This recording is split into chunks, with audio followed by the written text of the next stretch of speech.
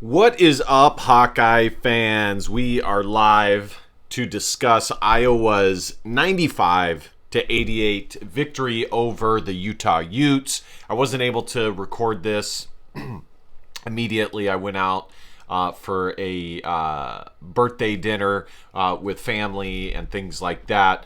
But I'm here putting in the work. You guys know I appreciate the support. Since I've been able to really pump out content the last couple of weeks, I think my videos are being rewarded in the algorithms. And as I always tell you guys, I appreciate the support, even if it's negative. Most of it predominantly is positive. Just for what it's worth, I've always been somebody who realizes that there's many different options out there for you guys to listen to. Not just for Iowa sports, but for many different things. For example, I most recently have been watching a show called The Penguin. I had heard a lot of good things about it, and I do recommend it. Okay, I haven't finished it yet, but I do recommend it. I think it's a good show. It's on HBO, but of course, if you don't have HBO, there are other places you guys can find it. Not that I am saying you should, but still. All right. All the normal stuff. Be sure to hit that subscribe button, like, comment. You guys know the drill. Doesn't matter, liking, disliking. Either one is good. Helping the video algorithm out, and it is much appreciated. Although, I would say I would slightly prefer a like, of course.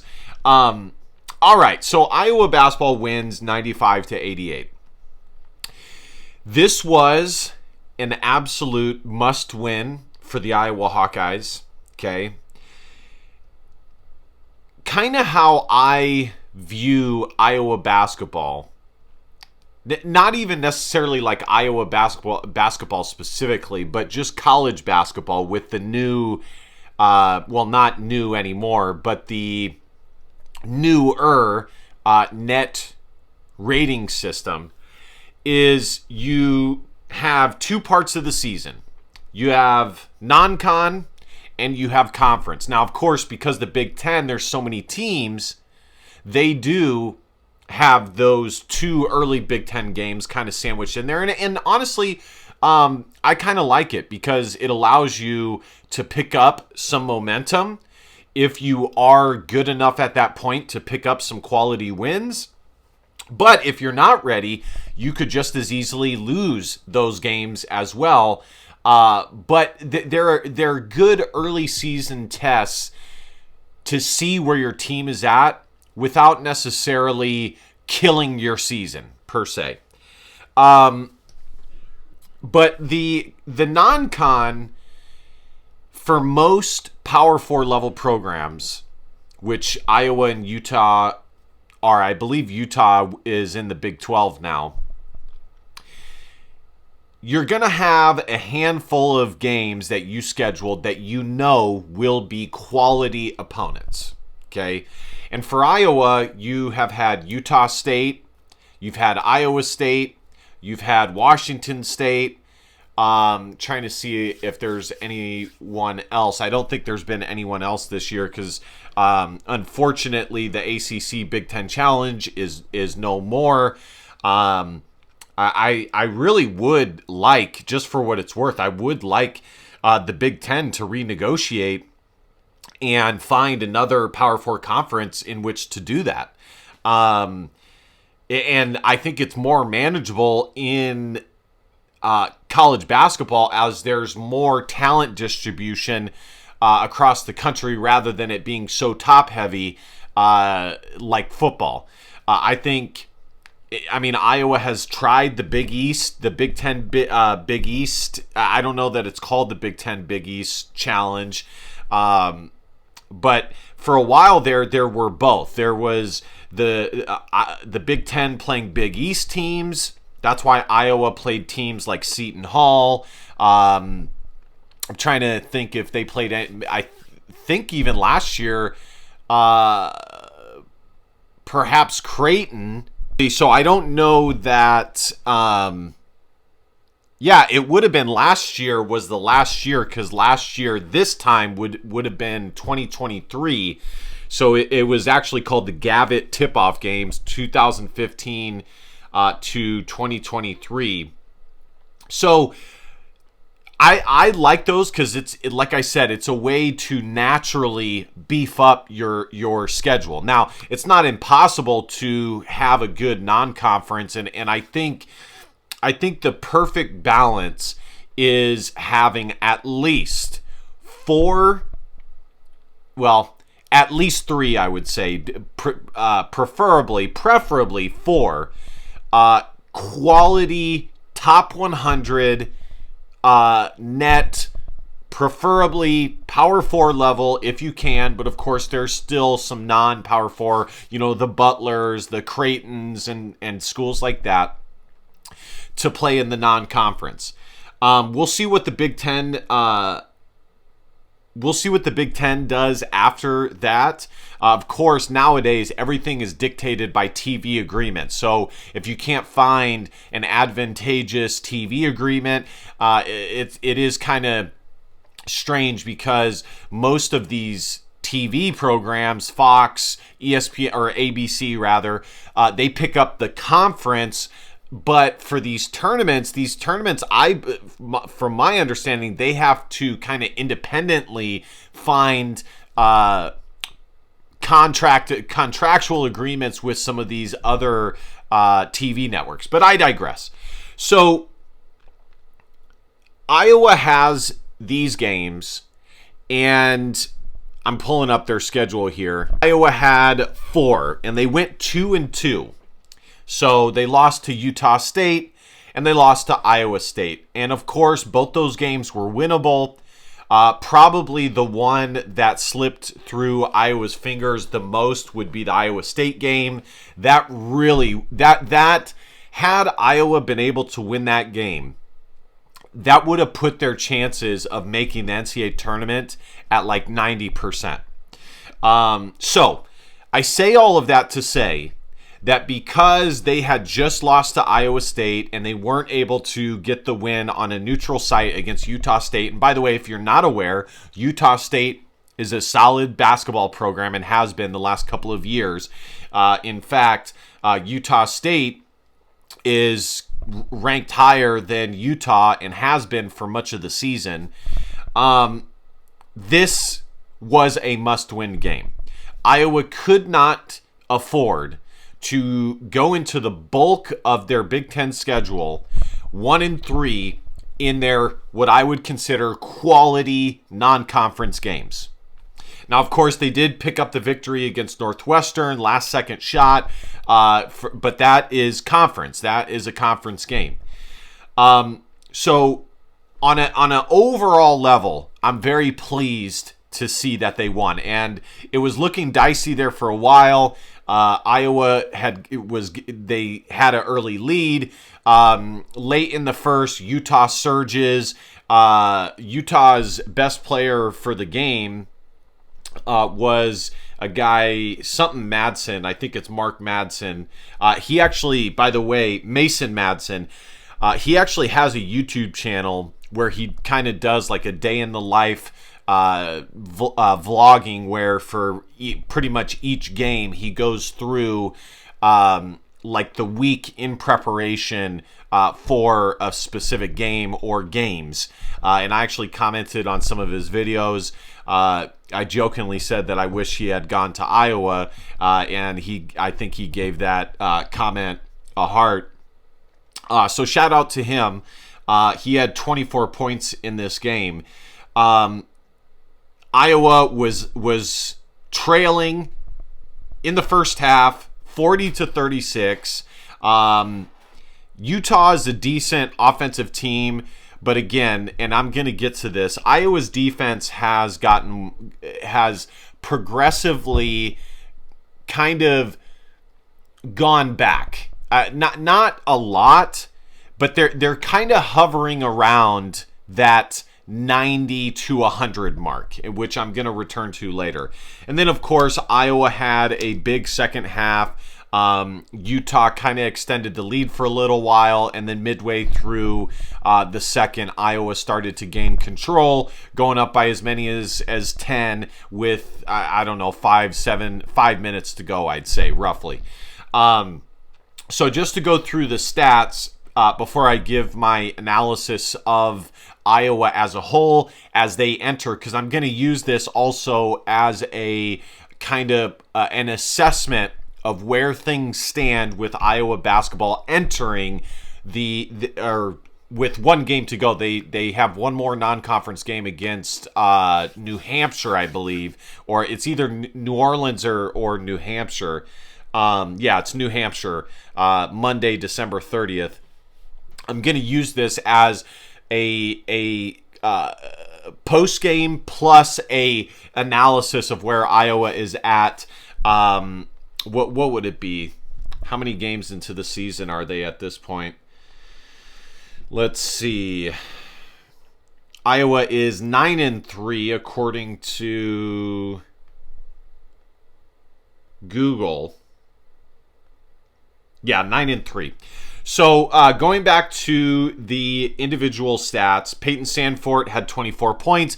I actually liked how he played against Utah. I thought that he was aggressive in getting to the rim, and I was pleasantly surprised to see his athletic ability in making some tough shots. There were a few where he used the backboard to give him a defense mechanism. That's what all good offensive players do. That's what any good coaches teach players to do.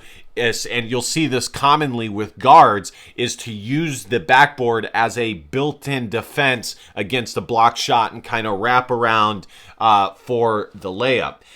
So I liked his aggressiveness there, and I want to see more of it. He even had a post-up 5-foot bunny that he did, little sky hook. And I think he can do that because at times Peyton Sandfort has smaller players on him because the other team sticks a guy that they want to be able to run around with Sandfort because Sandfort is running off of so many screens. So they not only do they usually or commonly have a shorter guy on him, but they also have to kind of rotate it at least with, I would say, 2 to 3 guys a game because of how much movement Iowa's offense has and because of how much movement Peyton Sandfort has in general. And Sandfort is a guy that does play hard. So I like to see his aggressiveness. I thought he played a good game. And at times, and this has been my biggest critique of Sandfort this season has been he came back to Iowa.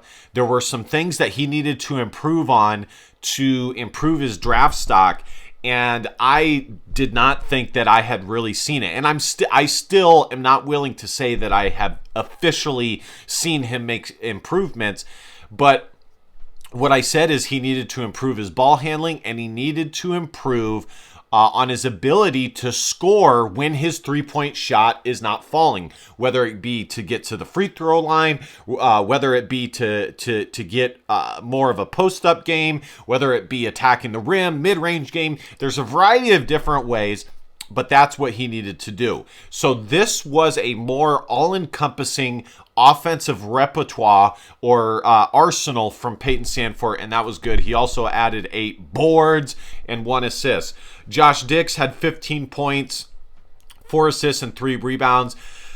This was one of the few games that Dix has gotten, and this is why teams scout. For this very reason, Utah saw something, the player saw something, and they capitalized on it. Dix, when he's up at the top of the key, he'll kind of go in between to give a little hesitation and get the player on the defensive and kind of back up and get on their heels. Rather, the correct, and I've known this for a long time, and this is how I would defend it. Now, of course, Dix would get by me no matter what at this point, but you have to be assertive. and not allow the hesitation to kind of lull you to sleep so that he can get that blow by, because that is what him doing that is meant to do. And so Utah's player was aggressive, assertive, and would get up. As soon as Dix would do that, they would get right up on him and try and get a steal. And they were successful 2 times. One time, Dix was able to steal it right back, but nonetheless, they were successful in whatever they saw on the tape. And so kudos to them. But he still finished with 15 points. 3 rebounds, 4 assists. Overall, I'm okay with his game. He needs to continue to be aggressive. I think Josh Dix. I think Josh Dix is Iowa's best player. Overall, I think he's Iowa's best player, and I actually think that he's better than Peyton Sandfort at this point. And I think Josh Dix is a legitimate NBA prospect. He's not. Because people are going to hear me say that and they're going to say, no way, Josh Dix is an NBA prospect. No. He is a prospect. He is on the radars. And believe you me, he is. Anybody who is at the Power 4 level that can average over, I would say, 12 points a game, especially at the guard position, trust me, there are NBA scouts that are watching his game, especially with Peyton Sandfort on the roster. Does that mean that he is an NBA draft pick lock? No, I'm not willing to say that yet. But he's on the radar. So suffice it to say, I want him to continue to be aggressive. Okay, I can live with the 2 turnovers as long as we get the Josh Dix that is consistently chipping in 15 points minimum a game. Brock Harding had 12 points, 4 assists, 1 rebound. Brock Harding has really progressed. We haven't seen a point guard that has consistently scored like this probably since Jordan Bohannon. Of course, they score in different ways, but I'm really excited to see, and yes, I'm going to pat myself on the back. I was in on Brock Harding early. I've said this multiple times. When Owen Freeman committed to Iowa, somehow I came across Brock Harding's highlights, and Brock Harding was kind of starting to progress, and I think Owen Freeman, when he saw my video, he said something to the effect of check out his teammate Brock Harding. But I think I had actually seen Brock Harding even before that. And when you know the game of basketball, you can see talent from a mile away. And Brock Harding is one of those guys that really just has a smooth game. He is, of course, undersized, but he's very quick. He's got a very high basketball IQ, and I am excited to see what his game can progress to. He reminds me a lot of Purdue's point guard. I think Braden something. I'm not too familiar with him, but he had I think documentary done on him by Big Ten The Journey. So Drew Thelwell had 15 points. He has really shined in his emergence in the starting lineup. Before the season, I did say that it was possible that Iowa could go with a 3-guard starting lineup, but that it would be undersized. And it is. But credit to Fran McCaffrey for having the courage to make that change, because, unfortunately, Lajai Dembele was not giving Iowa enough to justify him being in the starting lineup. And even with Lajai Dembele in the starting lineup, it wasn't like he was having consistently minimum 5 rebounds a game. And I said a few games ago when he was in the starting lineup that he needs to become a guy that is a minimum 5 rebound a game guy. If he's not going to be an offensive threat, he has to be a guy that goes and gets rebounds. So, and unfortunately, he hasn't really improved on that front. There's been some games here or there that he's gotten a few rebounds, but still. But today he had 0 rebounds, 5 points. Or excuse me, no, that's wrong. He had 4 rebounds, which, again, I think he should try and have minimum 5. He had 5 points, 0 assists.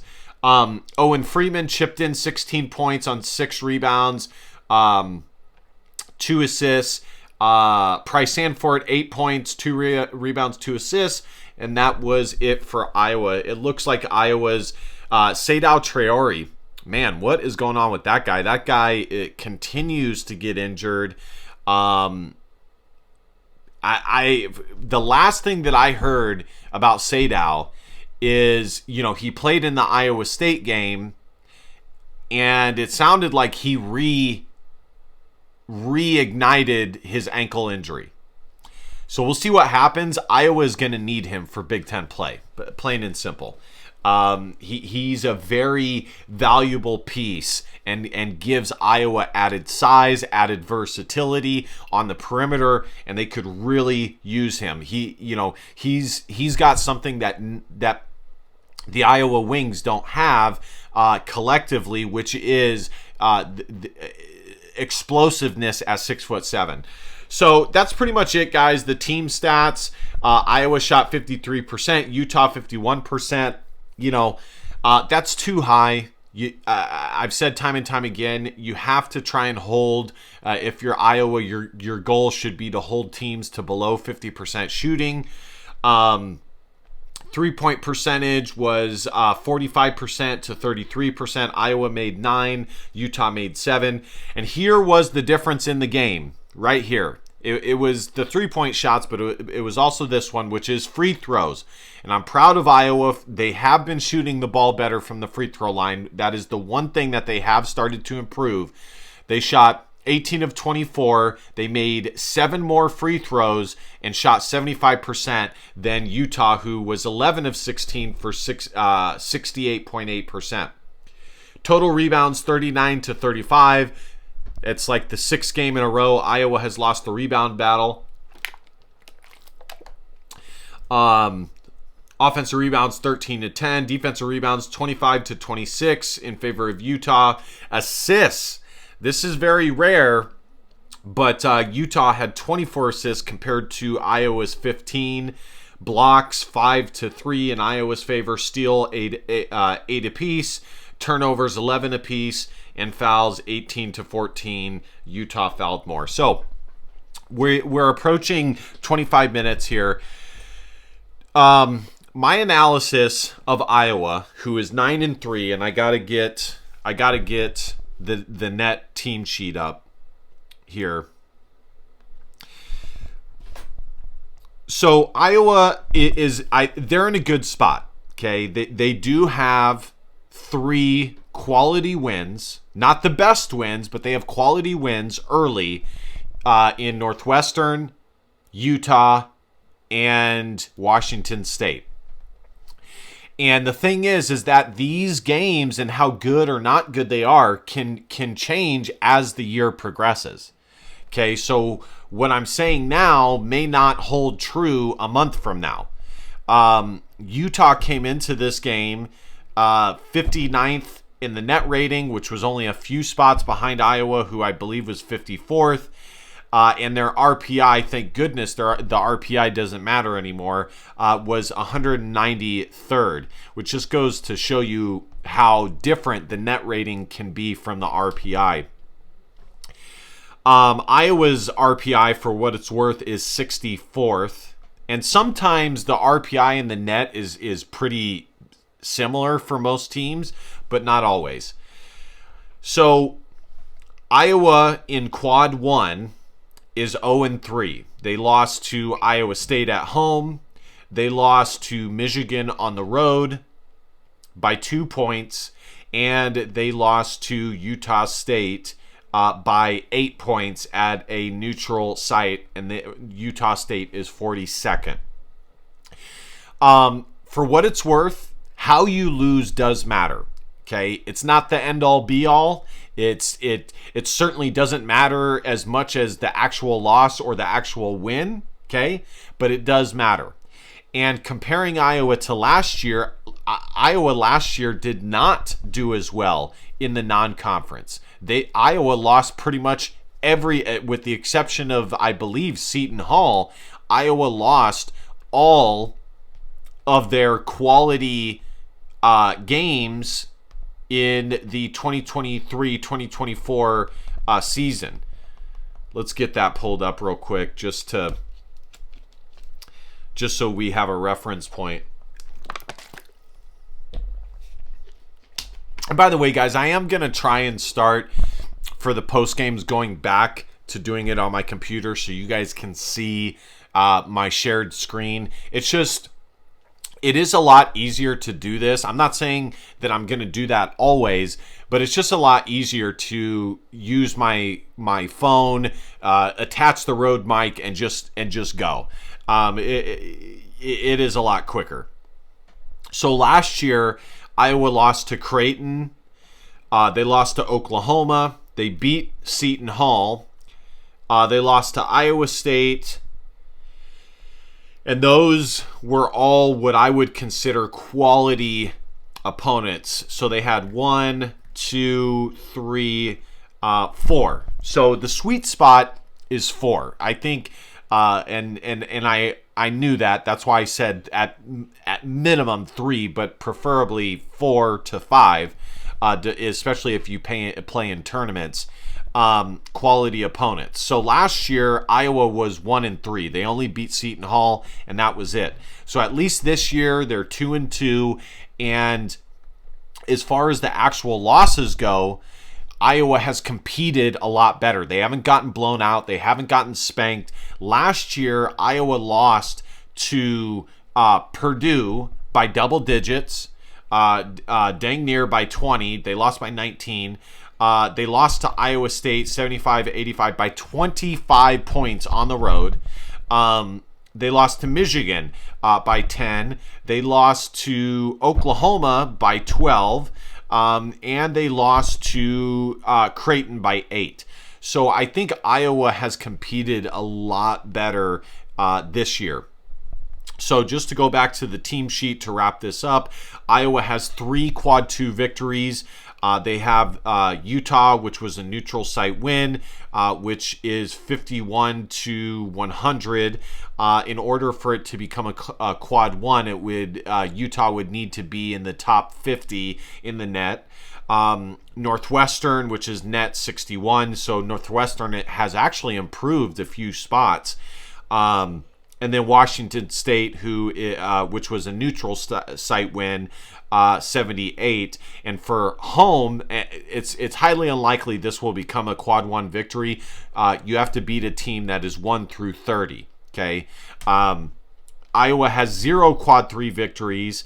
All of the cupcakes have been quad 4. That is actually something that was slightly in Iowa's favor last year. Is there were a few cupcake opponents that went into quad 3 and were actually approaching quad 2 wins. So we'll see as the season goes on. Southern is at 203. South Dakota is at 205, and they just need to get. It's going to be tough. They have to get to below 160. I think it's going to be tough sledding. I mean, a lot of those teams are total cupcakes. Let's see where New Orleans is at, which is Iowa's New Hampshire. New Hampshire is 340. So,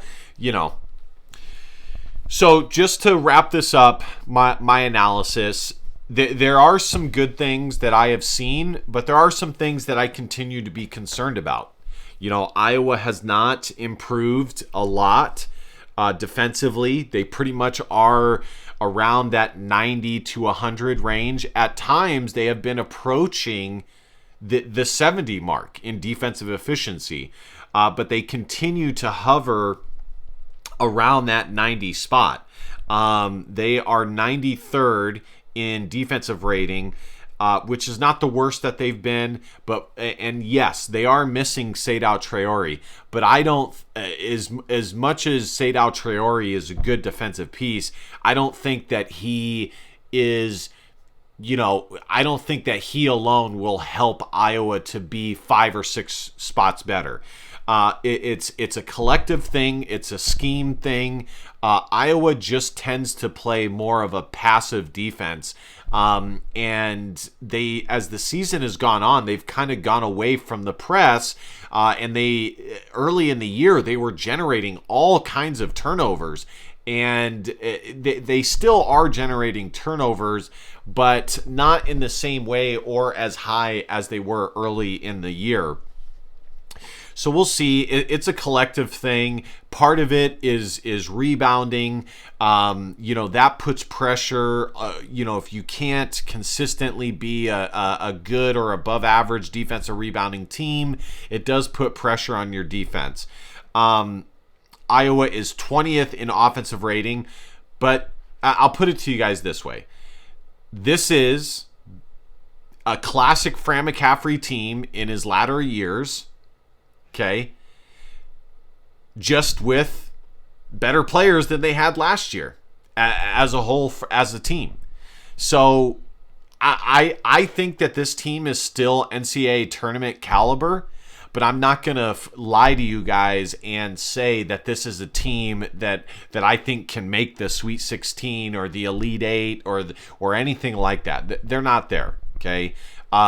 They would need to improve massively, defensively and rebounding. They would need to take substantial steps forward in order to become that team. Their strength of schedule rating